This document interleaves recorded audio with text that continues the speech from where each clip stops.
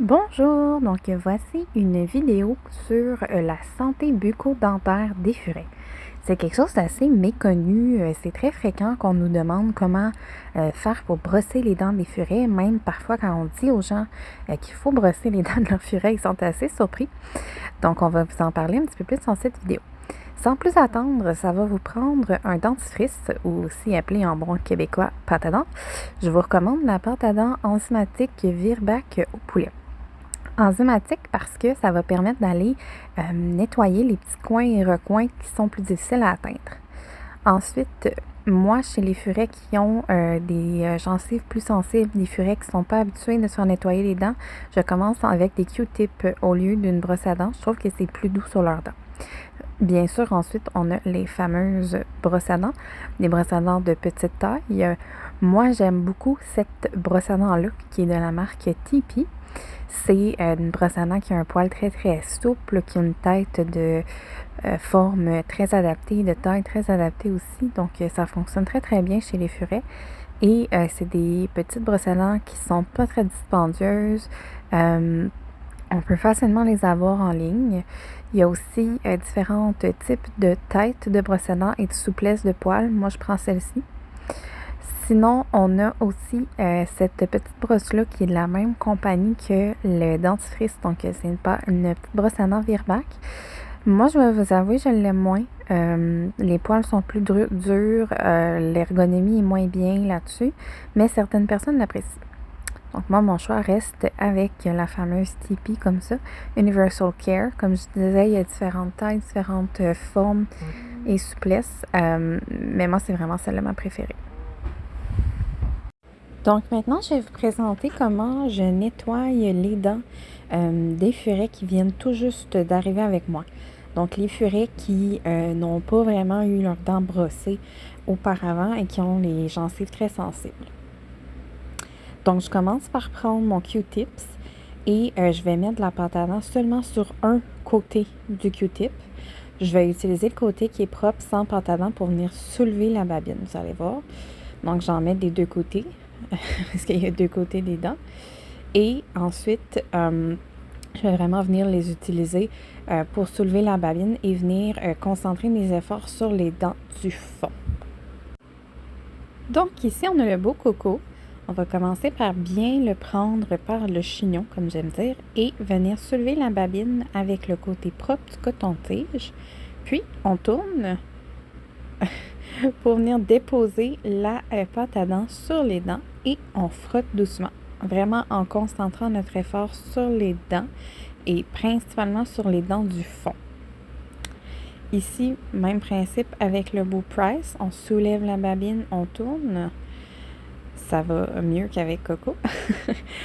On lave, on frotte, principalement les dents du fond. Les dents du fond, c'est les dents qui sont collées sur la glande salivaire. C'est les dents qui accumulent le plus de tartre, le plus de plaques. Donc, c'est là qu'on veut concentrer nos efforts le plus. On frotte. On s'assure quand même de frotter partout. Donc, on va frotter aussi en avant, sur les côtés, les canines. Mais vraiment, on concentre les efforts sur les dents du fond.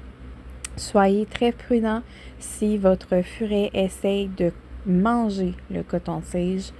Changez de technique. On n'utilise pas le coton-tige si vraiment le furet essaye toujours de le consommer. Ça peut causer un blocage. Donc, soyez prudent. On ne veut pas que ça soit consommé, le coton-tige. Donc, comme je disais, j'utilise vraiment les Q-tips pour commencer. Donc, faire un petit lavage doux avec les furets qui ont de la difficulté là, avec leur hygiène bucco-dentaire, donc les gencives qui saignent très facilement, des choses comme ça. Je commence avec les cotons-tiges. Une fois qu'ils sont habitués, je vais y aller avec la fameuse brosse à dents. Donc, même principe. Ici, vous allez voir la belle Tesla. Tesla est habituée de se faire brosser les dents. Ça fait longtemps que je l'ai avec moi. Donc, ça va quand même bien d'habitude. C'est sûr qu'elle s'estime un petit peu, là, mais ça va bien. Donc, moi, je prends le même type de principe. J'essaye de pousser la babine le plus que je peux avec le rebord ou avec le dos de la brosse à dents pour éviter de mettre la pâte à dents partout.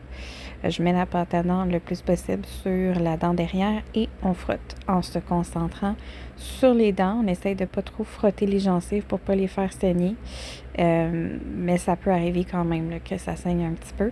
On fait attention le plus possible et on concentre nos efforts sur les dents du fond. C'est vraiment les dents du fond qui vont avoir le plus de plaques, le plus de tartre. On veut frotter partout, bien évidemment, mais on se concentre le plus sur les dents du fond. Ayez pas peur de mettre quand même beaucoup là, de pâte à dents. En général, ils apprécient le goût et c'est une pâte à dents qui est comestible. Donc, il n'y a vraiment pas de problème. Saveur de poulet, beaucoup de furets qui apprécient le goût. Donc, allez-y, profitez-en. C'est enzymatique. Mettez-le le plus que vous pouvez partout. Frottez bien et nettoyez les dents de vos furets le plus souvent possible. Idéalement, une fois par jour. Donc, un peu comme nous, là, même, je vous dirais 2 fois, ça sera encore mieux, le plus souvent possible. Prenez-en soin les dents de vos furets, sinon ça va vous coûter cher de détartrage, puis ça peut être dangereux, les anesthésies quand ils sont plus âgés, donc vraiment, brossez les dents de vos. Donc ici, on voit des très très belles dents qui ont été bien entretenues. Le furet n'est pas très très âgé par contre, donc c'est sûr que ça l'aide.